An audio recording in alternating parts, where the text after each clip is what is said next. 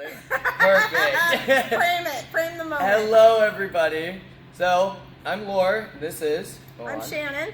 She is the keto specialist. She has a company that she is called Ketogenie. And what do you do for this? So basically, Ketogenie is a company that specializes in all aspects of helping people with keto, from cleaning out your pantry, meal planning, meal delivery. I specialize in baked goods that are still delicious, but you're able to stick with keto. There's a few examples over here that I brought because one of the first things I hear when I mention keto to people is, I can never live without.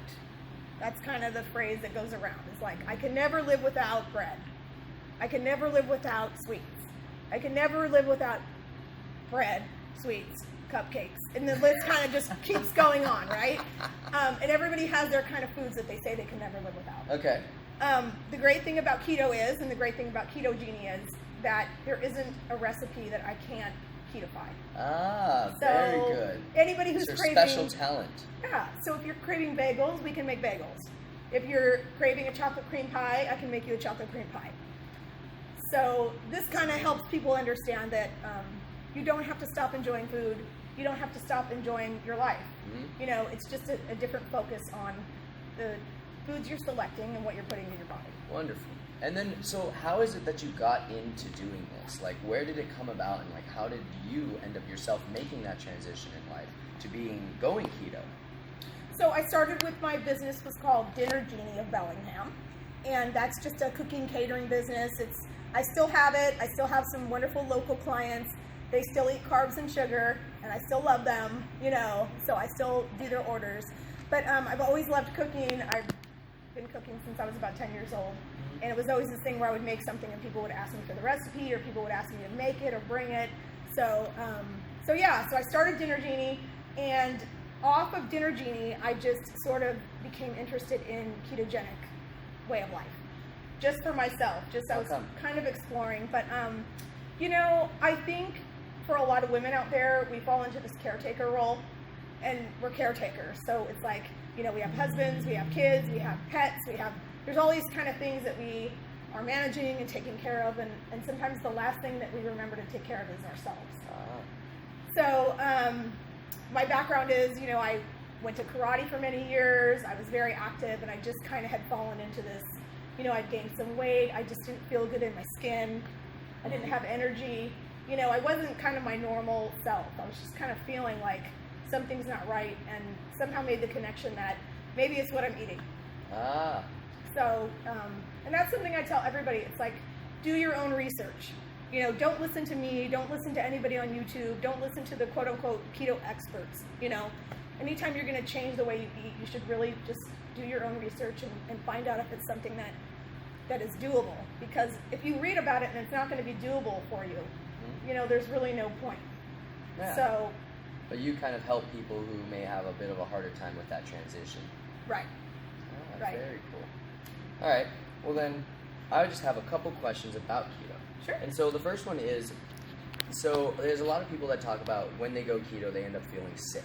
Oh. And so, what is the whole thing with that? Like, is it just the fact that the body's being deprived of carbs, and so it just doesn't know where to get its energy from? Like, what is it, and how can you maybe prevent that or make it so it's less intense when you go through this transition? Gotcha. So that's pretty well known in the keto community. It's called keto flu. Okay. So what happens is you're eating carbs and sugar, okay, so your body's used to running on that system. Yeah. And the other thing is that your insulin is going up and down. Okay. So when you're eating carbs and sugar, your insulin is, you know, going up and down according to when you eat. And so that's, you know, that's where you get the term hangry. You know, you'll feel like you have to eat, or you're just starving or whatever. And so what happens is your body can run on two fuel systems. So it can run on sugar and carbs, you know, which is glucose in the body, or then it can run on ketones, which is, ketones are made by fat, so we're eating fat. And pretty much started when we were cavemen, because, you know, there weren't Starbucks on every corner, right? We weren't going to McDonald's, you know, twice a week, and they're telling us, do you want extra large fries with that? We also just established like agriculture very early on, and so it wasn't really that much of a evolutionary lineage that we've had agriculture. So this new thing that we're doing, our bodies haven't yet acclimated to it, I guess you can say. Well, right. But also, I think we started growing our own grains. That's the far cry from whatever we were eating as humans to now it's like pulverized into a powder, very and good we're just point. absorbing it. And it's, it's totally different. And even, fruit. Cavemen used to eat fruit. I'm sure if they came upon fruit, they're like, yeah, right on. But it's not hybridized. It wasn't like you wouldn't have found an apple this big. You know what I mean? That had like 30 grams of sugar, whatever it is. You wouldn't have come upon that in nature. So I think it's just that we have these two systems, and running on ketones or being in ketosis is to preserve us, right? So we don't die. So when we're hunting and we feast and then there's no more food, we still have to be able to function and go find more food. Exactly. So that's what keto is. It's basically like you're switching engines. It's like your body's able to run on both engines, and so you're choosing to switch. Very cool. And then so what are the benefits when you change over to that particular type of engine source, I guess you could say, or fuel source? You know what? It varies just depending on person, but I would say number one, energy. Okay. Like number one before anything. Most people would say weight loss, so weight loss number two. But I say all the time, people come for the weight loss and they stay for the other benefits. So a lot of people come to keto, like how I did, they want to lose some weight. And keto is awesome for losing weight. It's probably one of the most painless, easy ways to lose weight, to feel better, and you don't feel deprived. You're not having this bowl full of rabbit food or salad. Like, you're eating real whole foods, and you're eating vegetables. So a lot of people think that keto is just like bacon, and I'm dipping it in butter, and then I'm having a side of cream cheese. That's where I say do your own research. A lot of my clients say they actually eat more vegetables now on keto than they did before. Yeah.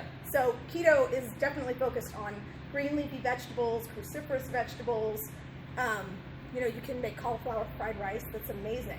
Okay. That you won't even miss fried rice, but it's made of cauliflower. So how can somebody who wants to switch over to keto actually prevent or help to lessen the effects of this keto flu? Okay, that's a great question. So the first thing is, a lot of people will read keto, and it's like with anything.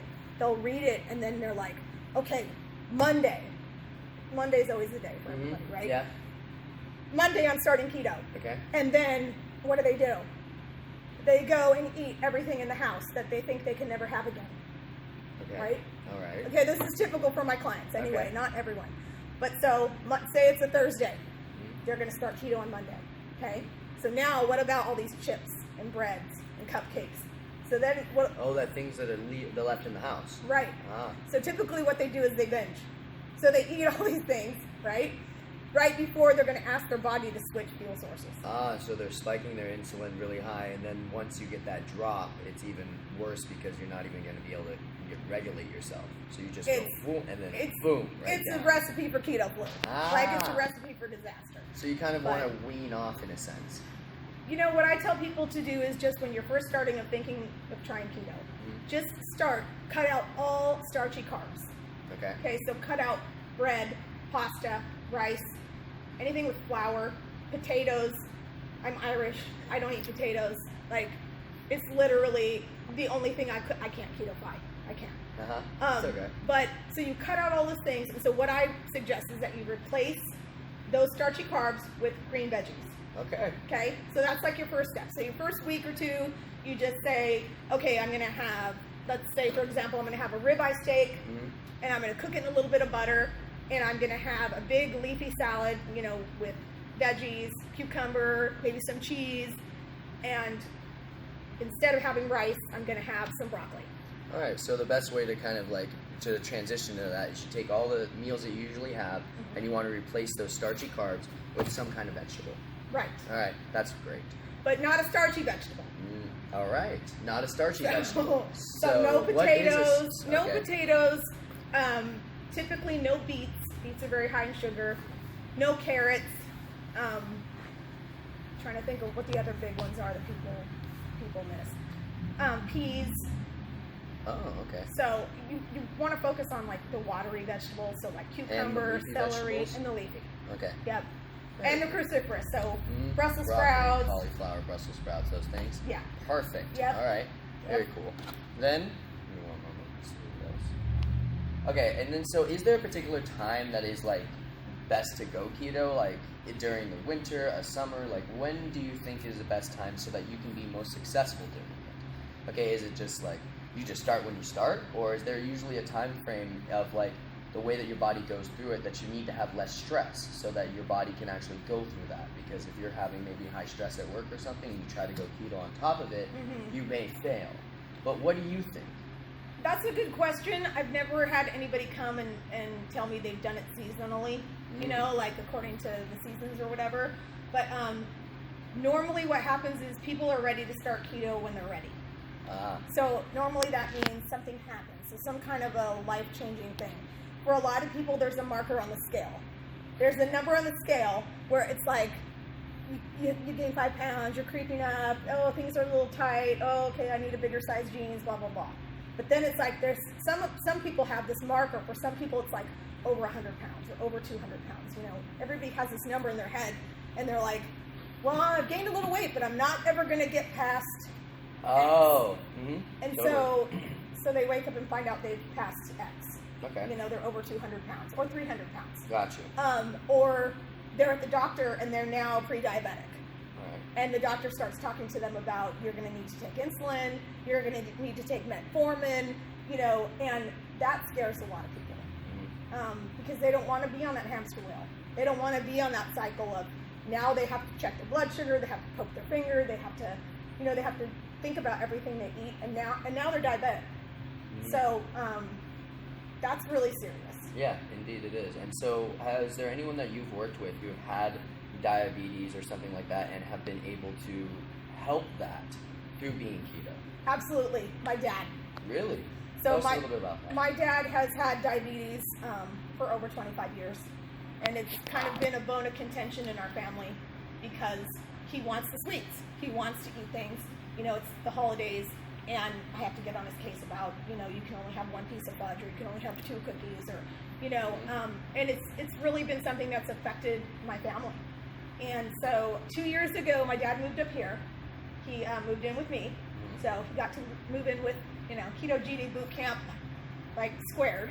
And we just looked at his health markers and like his weight and his A1C. So before he moved up here, his A1C, for those of you that know anything about it, it was 12.9. Which is that's very high. Very high. Okay, so, and then he was on roughly almost 300 units of insulin per day. So the short acting and the long acting. So he had 2 different kinds of insulin he was on. Okay. But the total dose in a 24-hour period was almost 300 units. Wow. So if you guys want to Google that, that's ridiculous. It's a lot. It's very high. Very okay? Yeah. Just tell you right now. So, what has been the result since him switching over? He's lost 75 pounds. His A1C is 6.2. It's not even considered diabetic now. I think it's still borderline pre-diabetic, but they won't even test his A1C every 3 months now. Wow. Because they look at his markers and say, so now it's every 6 months. That's amazing. Yeah, and you know what? He comes from an Italian background. His parents owned an Italian deli. So I tell everybody, he's my poster child. If he can go keto and be successful on keto, you know, anybody can.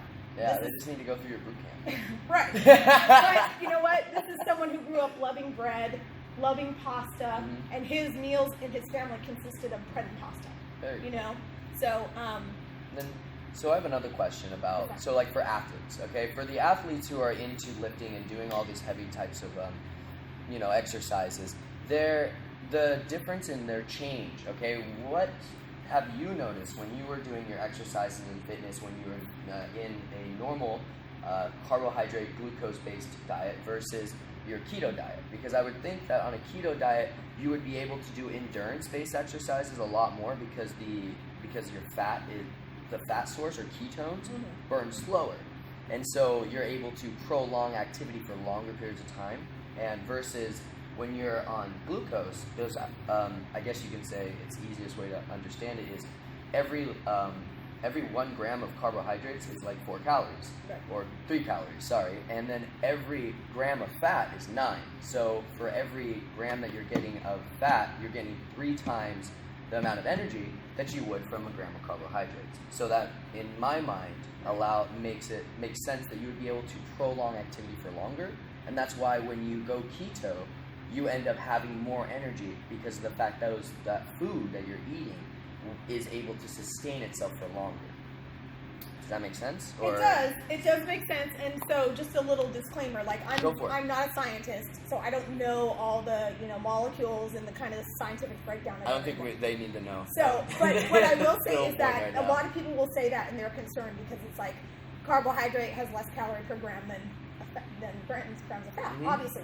But the thing that happens when you're in ketosis is, so instead of running on glucose, where you have a limited amount of time, where you run through that.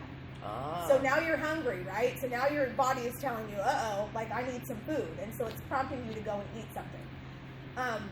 What happens when you're in ketosis, I mean, unless you're one of these people that's like a 6% body fat, and even those people, they're very rare. But the thing is that, and I don't want to get anyone upset, but you're wearing calories. We're all wearing calories. Oh, okay? No, for sure. We're definitely wearing calories that we've already enjoyed, right? And it's stored as body fat. That's what it is. Yeah. And so with ketosis, what it's basically doing is giving you the key to unlock to access that body fat. That's really cool. Because insulin is the body storage or body fat storage hormone. That's what insulin's for. Insulin says there's too much sugar in the blood, get it out of here and store it as fat.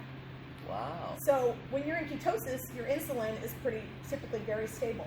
And so now what will happen is, let's say you're running a race and you forgot your little gel packs or all these things that you would do when you're running on carbs. Your body goes, oh, well, Laura has a little pocket right here I can tap into. You don't have much, but you're able to tap into that energy that's already stored as body fat. And so that's why you'll have people who start keto that typically say, they'll contact me and say, I don't know what's wrong with me, I'm just not hungry. And then they'll be concerned, and I'm like, that sounds good. That's good, because you're in ketosis likely. So the body isn't actually asking for food because it has all this readily available food for it right now. Right. So it's just kind of like, it's like, I'm all good, man. You have a lot of stuff stored here, buddy. We are good for a while. Exactly. And that's the thing. If you don't have access to the stored body fat, then it's just accumulating, and it's accumulating. And then your hormones are getting disrupted. And for a lot of people, they have hormone issues when they come into keto. Oh, yeah. So for a lot of people, that helps. Also, wow, really? Issues. Yep. That's amazing. Yep. And then, okay, so now I would just want to ask about fruit. So is fruit allowed in the keto diet, or what is the whole thing with that? So typically, fruit is not allowed. Okay, I would think so, because it's carbs and sugar. It's sugar. But there's like anything, right? There's worse ones and better ones you can choose. All right. Well, what are the better ones you think that so people can, I don't know, if they wanted to have some fruit in their diet? Berries. So blueberries, blackberries, raspberries. Strawberries. Yep. Pretty much any berry you can think of is pretty low in sugar, and it's also high in fiber. So the fiber will cancel out the carbs. So like my number one go-to is probably raspberries. I love raspberries. If I'm going to have fruit, it's generally raspberries. Yep. Oh, right. So berries are allowed, but it's also just depending on what your goals are too. I mean, not everyone's goals are weight loss. I have clients that come to me. I have one that's she's so successful right now, and she was having panic attacks. Really? Like keto has helped with her. I don't want to say cured, but immensely. So it's helped her a lot with her panic attacks and maybe even anxiety. Yeah. Wow, that's really cool. Yep. I didn't know that. And then, so what is the limit of carbohydrates that your body can take before it is kicked out of ketosis? And do you know what that is? Oh, that's always a hot topic in the keto community because everybody's different. Well, what's a rule of thumb, at least? So at least pretty people standard, know an average. Okay, so pretty standard what people say is 25 grams or less. Okay, so 25 grams of carbs. Or less. And you should be fine. Yes, and those carbs should come from green leafy vegetables. Some dairy has trace carbs in it. It shouldn't come from like... And also drinking glasses of milk isn't really a good thing because of all the sugar in it, right? Good point. So milk is a no-no on keto. Boom. Milk is no. Milk is no. But that brings me actually to this. So this is something people talk about a lot in the keto community is like bulletproof coffee. Mm-hmm. Okay, so you have two camps: people that love their bulletproof coffee, and people who say you shouldn't be drinking your calories and blah blah blah. Okay. So with anything, you're going to have, you know, a variable. Mm-hmm. What I always tell my clients is find what works for you. Right? If you wake up in the morning and you don't feel hungry, you know, you don't want to have bacon and eggs, you don't want to have a frittata, you don't want to have an actual meal. A lot of people will have like a bulletproof coffee. So they'll take coffee and typically they'll add in some Kerrygold butter, some coconut oil, some MCT oil. So it's kind of like a fatty coffee. Yep. Okay. Totally. These are actually by a local company that started here in Bellingham. Ooh. So I'm just giving them a little shout out. Perfect. But, shout out to them. We'll tag them. These are burn butters. Okay. So these are my two favorite ones. Whoa. And so this makes it so, and I'm going to give you some of these too to try. Yeah. This makes it so you can do a bulletproof coffee pretty much anywhere on the go, like super fantastic, super easy. Take a cup of black coffee, throw one of those in there, whisk it around with a little milk frother or shake it up, and you've got a great little keto meal, keto coffee. No, that's awesome, and it doesn't have any carbs in it. Nope. It's totally just, and is it flavored in some, oh wow. It is, a little bit. It's got some flavoring, but This it's is the with monk hazelnut. fruit. Mm-hmm. Oh, that's very cool. So what kind of flavorings can the people use if they wanted to have something that's a little bit sweeter, I guess, in a sense? There's all kinds of syrups and flavorings for people, whatever they like. Like if you like a vanilla coffee, you can do sugar-free vanilla syrup. Mm-hmm. Most coffee stands have that or whatever. Okay. These do have some flavoring in it. And then, Yeah, it's mostly monk fruit and stevia. yes. And so that kind of brings me on to the sweeteners. Okay, so this is pretty typical. People use stevia. I like this brand, the Sweet Leaf. They use this in their coffee or tea, or if they're making, you can make keto pancakes, you can make all kind of stuff. So this is probably pretty popular. This does not affect people's blood sugar. Okay. Beautiful. And then this is another one. So this is my favorite one that I use in my ketogenie baked goods. This is Swerve. And so this is a combination of two different sweeteners. And they also have one that is a confectioner sugar. A confectioner sugar. So like Now, what powdered is that? sugar. Oh, okay, So gotcha. if you need a recipe that needs powdered sugar. So people need to get away from the idea of thinking that if they're going to choose to try keto, they can't have sweets or they can't have anything delicious. That's completely false, and that's why my ketogenie business is thriving, because people want some sweets. So over here, I just delivered these today to my local coffee company here in town, Cafe Crema House. So these are homemade cinnamon rolls. So you can't see, but underneath there is a swirly cinnamon roll, and then I frosted them. She gave me one when I was doing a training class, and I wasn't able to talk to anyone in my class. I was just like, I'm sorry, guys. I'm eating this deliciousness right now, and I didn't even know this was possible. and there's no sugar, there's no gluten, there's no, for a lot of people, that gluten's an issue. Mm-hmm. So, and then this one is another one. I don't know if you ever tried this, Laura, but, so this is my, these are my tag-along bars. Yeah. These are kind of a chocolate, caramel, peanut buttery little treat. But if you see, there's the layer that has cookie, and then the middle, and then the chocolate.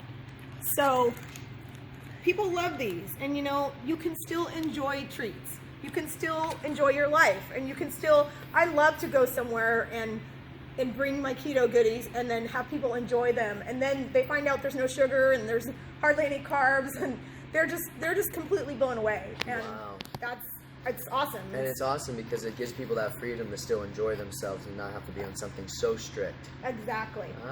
And I very want to cool. mention also, these are really, really important. So we touched on keto flu a little bit. Yep.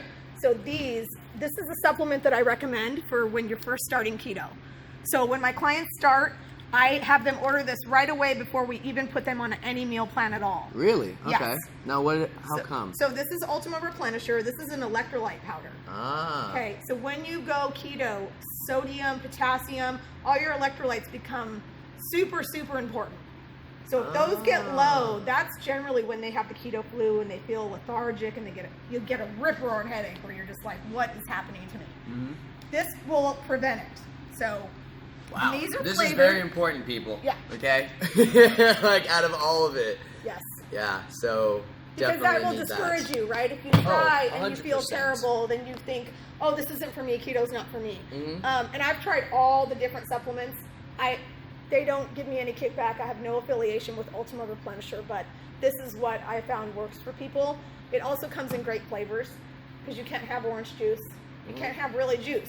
Yeah. So these are really nice because they kind of give you a feeling like you're getting a juice taste, but you're Yeah, there's also no getting carbs in it at all. No. 0 carbs, 0 calories. It's just all the good stuff that you need. electrolytes. And there are people that want to make their own. It's called Ketorade.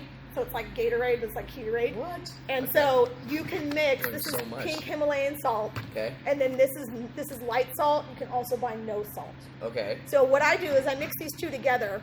This is for your sodium. This is for your potassium. Oh, wow. So you can make your own little salt mixture, and then people will put in like apple cider vinegar. Some people put in a squeeze of lemon, and they make like a Gatorade sort of type of thing. But what I find is when people are first starting keto, it gets very overwhelming. Yeah. And then sometimes, and if you mess up your electrolytes, you are going to feel like crap. You will you feel take too much, terrible. or you take too little, or what is it? Well, it's usually people don't do enough. Oh, gotcha. So if they try to mix their salt, they might think they're eating a lot of salt, but they're not. So this, it's like you open it up, there's a little scoop inside, and I just tell people do 2 scoops a day. Okay. So you can just make your own little electrolyte. Yes, So- 2 scoops a day. 2 scoops a day if you're starting. That's what I highly recommend. And the other thing that I talk about, if you follow me on social media, one of my most popular videos that I ever posted was, I think it was Bone Broth 101 for like dummies. Make your own bone broth, guys.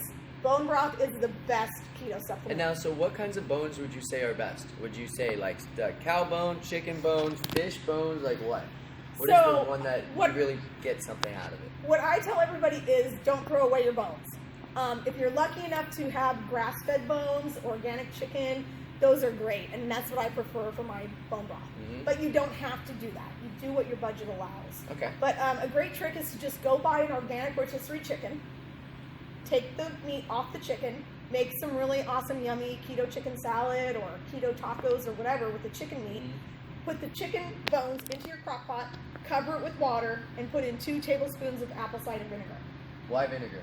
That helps pull out the nutrients from the bones so that your bone broth is going to give you kind of that zing. It'll Okay. make you feel amazing. If you drink bone broth every day, you will notice. You will absolutely notice a difference. Wow. And all you're going to do is like bones, water, 2 tablespoons apple cider vinegar, cook it on low for 24 hours, strain it, and I store it in mason jars in the fridge, or you can freeze it. But people ask me all the time about supplements. They ask me about exogenous ketones, you know, the powders you can drink. Oh, yeah. They put I've you heard in so much ketosis. about that. Yeah. Yeah. And you know what? Those have a use. Those are amazing for some people. You don't need it. To me, you're better off to buy quality food that you can afford and save your bones. Like if you're a small family, people always say, oh, it's just me and my husband, or it's just me and my kid. Like, save your bones. So, right, if you have steaks and they have a nice big bone, cut the bone off after you've made your steak, throw it in the freezer in a Ziploc bag. And just kind of collect them until you have a decent amount. And then you just And boom, then- make a soup out of it. Just make your bone broth. Perfect. Yep, that's people ask me all the time about supplements. I always say bone broth, number 1. Even before this, I would say, because everybody has bones and most of us just throw them away. Wow. So All right. you had some, I think. I brought you. Yeah, I had some of the bone broth. It was great. I loved it. Yeah. But then again, I love everything she has. So like, I don't know how good of a person I am to say that, but she's just amazing, and that's why I wanted to actually interview her and talk to her, is because it's like the things that I've learned just having conversations with her shortly through my classes and stuff. I felt that her knowledge at least needed to be transferred onto you guys, so you had some sort of source and maybe got some of your questions that you may have answered. And that's kind of the whole reason that we decided to do this today, is for all of you out there who may have any questions about this, or maybe right on that line of thinking about switching over to a different type of lifestyle. And yeah, if you feel that way, feel free to get a hold of either one of us. We're more than happy to, she'll answer any questions you have. She's all in it, as you can tell. Yeah, you guys can hit me up on any of my social media. I have a What is your social media, so they know? So Facebook is my longest running social media. I think there's about 1,500 followers on there now. I share recipes, I share tips, I come What's on the and name? It's Ketogenie. Ketogenie? On Facebook. On Facebook, and Yep. then what's your Instagram? Instagram is Shannon the Ketogenie. Shannon the Ketogenie. Yep. Perfect. And YouTube is also Ketogenie. So she is the genie of keto, okay? Just so you all know, if you have any keto wishes, she'll grant them. Mostly. But you know what? I think there's a lot of people who kind of, they lurk, even on my page. Mm-hmm. They'll lurk and they're kind of curious and they're a little bit afraid to jump in or, you know, whatever it is. And then all of a sudden, like a month later, I'll see that person who's messaging me and saying, oh my gosh, you know, I made your skillet pizza. And I realized that I could do keto because I thought I couldn't live without pizza. Wow. And now I can because I made a skillet pizza that you showed me on your video. Like, I think we get so attached to certain foods, and we have this relationship, we have this love affair with foods. Instead of, you know, I tell my clients, it's like, have a love affair with yourself. You know, learn to love yourself, and the best way you can love yourself is to honor your goals and decide what you're going to put in your mouth. You know, you have so much power over how you're going to feel, your energy. I have clients that say their depression is like not cured, but I mean, it's markedly improved. Wow. I mean, there's so many things that keto can do for you, and we're all our own N1 experiment, right? You can read studies, you can have your neighbor tell you they lost 100 pounds on keto. My first client I ever coached on keto, she lost 150 pounds. 150 pounds, 4 years later, she's kept it off. Wow. 4 years later, she's still, in fact, That's to say something. she's a size 6 right now. Hi, Beth, if you see this. Yes. So, you know what? It's changing the relationship with food, but it's also like changing your relationship with yourself. Mm-hmm. And finding ways to love yourself and honor yourself that don't include, you know, binge eating and going through a drive-thru and eating all this crap and then you feel awful afterwards, right? And it's always this cycle where you keep telling yourself, okay, next Monday, okay, after the holidays, okay, you know, there's always some next time marker that we're putting off. Mm-hmm. And if you're thinking about it, just start today. Just start right now. You know, eat whole food, eat real food. And I tell all my clients, meat, butter, veggies, eggs, butter, veggies, seafood, butter, veggies. When they ask me what they should eat, what their plate should look like, eggs, butter, veggies, seafood, butter, veggies. Meat, butter, veggies. Meat, butter, veggies. Yep. All right. We said it twice. I hope you remember. And so I think you've answered all of my questions. Okay. Thank you. And then is there anything you want to add in? Just if you're watching this and you're on the fence, you guys, just give it a try, because you don't know until you try it. And if you can go into it knowing about the electrolytes and kind of knowing a few little tips and tricks so that you don't feel horrible, you're going to be amazed. And, you know, there's people who will talk about their energy, their mental clarity, their mood, and just so many things that are bigger than the number on the scale. You know, there's so many other victories to have besides weight loss. So try it yourself. Do your research and try it yourself. And if you're going to start, you can message me on any of my social media. I'm happy to help you out. I'll answer any questions you have. And you know what? Try it for yourself. Don't listen to anybody else. And see what your body feels like on keto. And chances are it's going to feel pretty amazing, because you're going to be cutting out all this processed stuff. You know, you're going to be eating real food. You're going to be eating green leafy veggies. You're going to be eating, you know, Irish butter and bacon and avocados, and, you know, and you're just going to feel completely different. So wonderful. Well, I'm thinking about doing it for myself, and I already have actually started.